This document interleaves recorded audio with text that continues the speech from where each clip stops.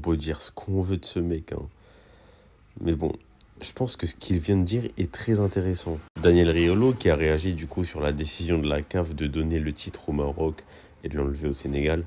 Alors ça fait beaucoup jaser, mais il fallait s'y attendre. Voilà, moi ouais, j'ai chambré hier soir, c'est normal, je suis marocain, le football c'est du chambrage avant tout. Mais maintenant qu'on a dit ça, venons, on parle honnêtement les frères. On a eu une finale où le Sénégal n'a pas du tout respecté le règlement de la CAF, c'est-à-dire en quittant le terrain, sans l'autorisation de l'arbitre, et en étant revenu que 15 minutes après. À partir de là, la décision qu'il aurait fallu prendre, c'est de disqualifier le Sénégal et de donner ce droit de victoire au Maroc.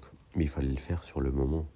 Soit sur le moment, soit max une semaine après, mais surtout sur le moment, parce que dès que le match est terminé, qu'après tu prends ce genre de décision, que ce soit le lendemain, ou même 10 minutes après la fin du match, ou bien là, quand on en est là, 2 mois plus tard, bah, dès que le match il se termine, peu importe la durée après laquelle tu prends cette décision, bah, le Sénégal se sent lésé, se sent dans une situation d'injustice, et c'est tout à fait normal. Maintenant, d'un autre côté, quitter un terrain et revenir comme ça, on peut me dire ce qu'on veut, hein. Il est impossible de prouver que Brahim Diaz n'a pas été perturbé pour ce penalty, sachant qu'à ce moment-là, quand il tire ce péno, il y a eu 15 minutes d'arrêt de jeu, et en plus, il y a un envahissement de terrain, mais ça, on ne le voit pas à la caméra.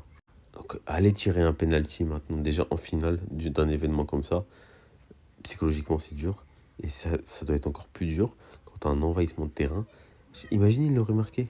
Les Sénégalais qui étaient derrière, là, qui ont envahi le terrain derrière la cage.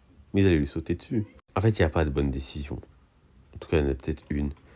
Mais sinon, toutes les autres décisions sont mauvaises. Le fait de donner une victoire au Maroc, oui, en soi, c'est logique, mais c'est le timing qui pose problème. 2 mois après, c'est pas normal. Ce qu'il aurait fallu faire sur le moment, c'est donner la victoire au Maroc, voilà, dès qu'il y a eu ça.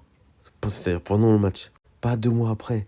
Parce que là, le timing, il est pas bon et tu te ridiculises vraiment en mondovision. C'est comme donner la victoire au Sénégal, pour moi, bah, c'est de la merde aussi. En fait, ce qu'il aurait fallu faire, pour moi, c'est ça.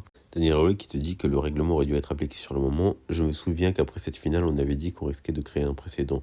Il est impossible d'affirmer que le fait de jeu n'ait pas perturbé le Maroc ou le tireur ou ce qui s'est passé ensuite. Et il a totalement raison, c'est ce que je viens de vous expliquer. Le problème, c'est de le faire maintenant. C'est une question de timing, encore une fois. Et il précise que le Maroc n'est que dans le droit et la justice. Et ce que je vous dis, on n'a que réclamé notre dû. Parce que c'est pas normal de quitter un terrain et de gagner un trophée. Est-ce que la solution de rejouer cette finale ne serait pas la meilleure? C'est ça. À vous de me dire, mais moi, je sais pas.